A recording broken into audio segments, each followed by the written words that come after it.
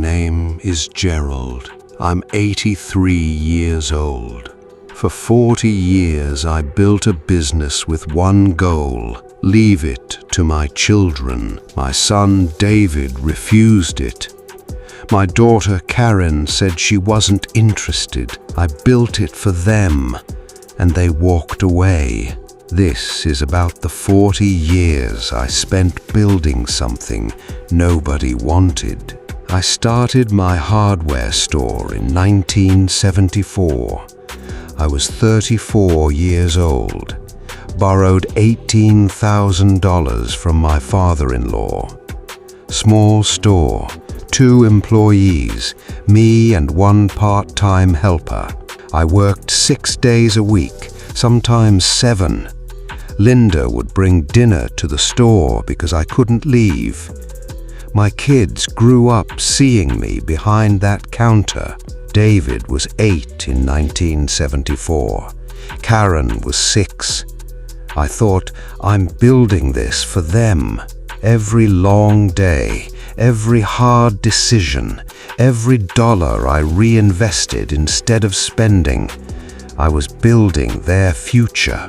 By 1985, the store had 8 employees. By 1995, we had 2 locations. By 2005, we had 4 locations and 34 employees. I was 65 years old. The business was worth $1.2 million. I called David into my office. I said, "David, I built this for you. It's yours when you're ready." David was 39. He had a good job at a tech company. He said, "Dad, I appreciate it, but it's not my path." I didn't understand. I thought he needed time, so I waited. I called Karen the next week. She was 37, teaching school. She said, "Dad, that's your dream, not mine." I said, "It's your inheritance, your future." She said, "I know, Dad, but I don't want it." I thought they'd change their minds. I kept working, kept building, kept thinking they'll come around.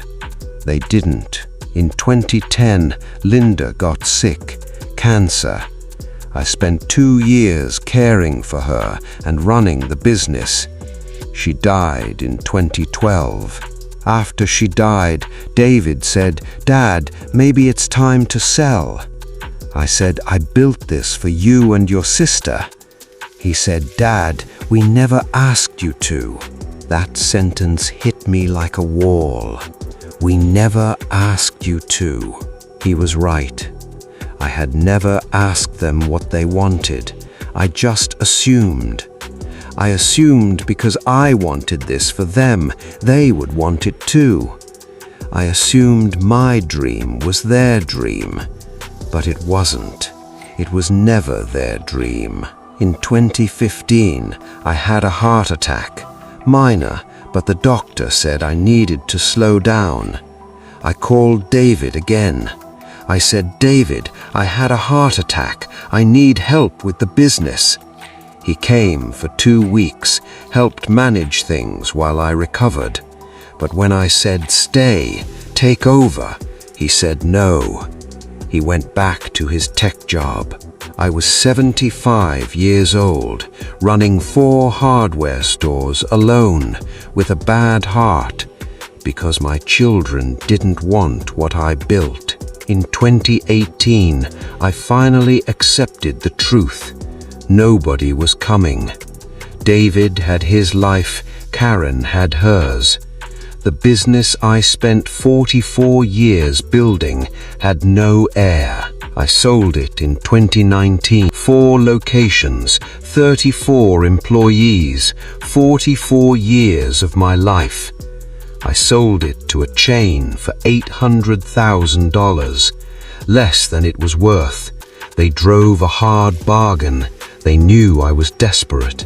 The week after I signed the papers, I sat in my empty office, the place I'd spent more time than my own home, and I realized something.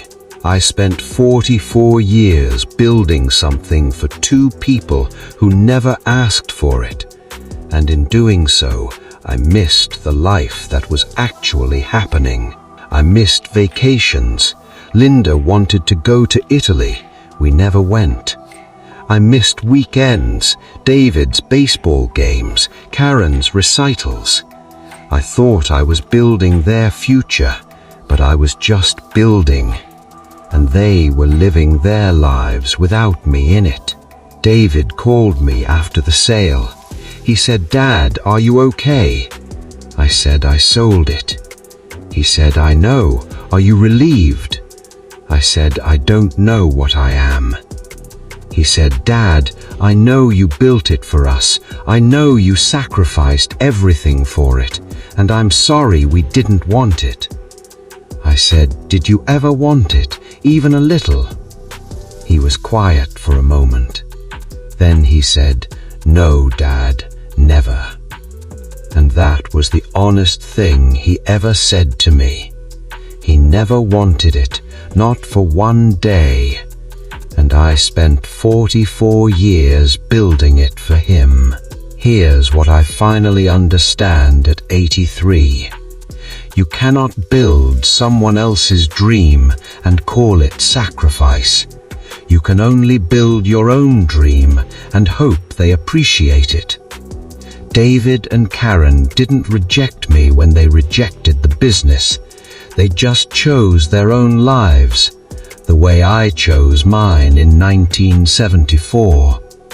The difference is, my choice cost them their father. I was there physically, behind that counter every day, but I wasn't present. I was building, and by the time I looked up, my kids were grown, my wife was gone, and the business I built for them was sold to strangers. I'm 83 years old. I have $800,000 in the bank, and I'd give every dollar to have those Saturdays back. The ones I spent at the store instead of at David's baseball games. The ones I told Karen I was too tired for her school plays. The ones Linda brought dinner to the store because I couldn't leave. I built a legacy nobody wanted and lost the life I actually had. I'm Gerald. And some things you build so carefully that you forget to live while you're building them.